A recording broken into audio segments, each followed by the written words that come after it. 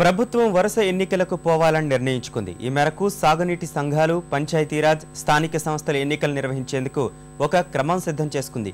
క్షేత్రస్థాయిలో తమను తాము సరిదిద్దుకునేందుకు వరుసగా అన్ని ఎన్నికల్ని నిర్వహించడమే మేలన్న నిర్ణయానికి వచ్చింది.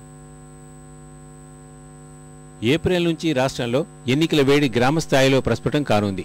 గ్రామ స్థాయిలో సాగునీటి సంఘాలు, పంపిణీ కమిటీలు, ప్రాజెక్టు కమిటీ, భారీ ప్రాజెక్టు కమిటీల ఎన్నికల నిర్వహణకు ముఖ్యమంత్రి ఇప్పటికే ఆమోదముద్ర వేయడంతో ఎన్నికల వేడి ఊపందుకోనుంది.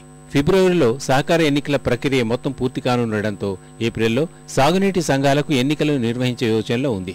మేలో మున్సిపాలిటీలు, నగర పంచాయతీలకు, జూన్లో పంచాయతీరాజ్ సంస్థలకు ఎన్నికలు నిర్వహించే అవకాశాలు ఉన్నాయి.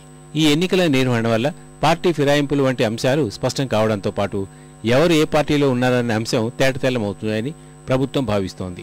రానున్న సార్వత్రిక ఎన్నికలకు ఇవి ఒక సాధనంగా ఉపకరిస్తాయని, ఇందులో ఎదురైన అనుభవాలతో తప్పులు సరిదిద్దాలనే అంశాలపై స్పష్టత వస్తుందని కేంద్ర సర్కార్ భావిస్తోంది.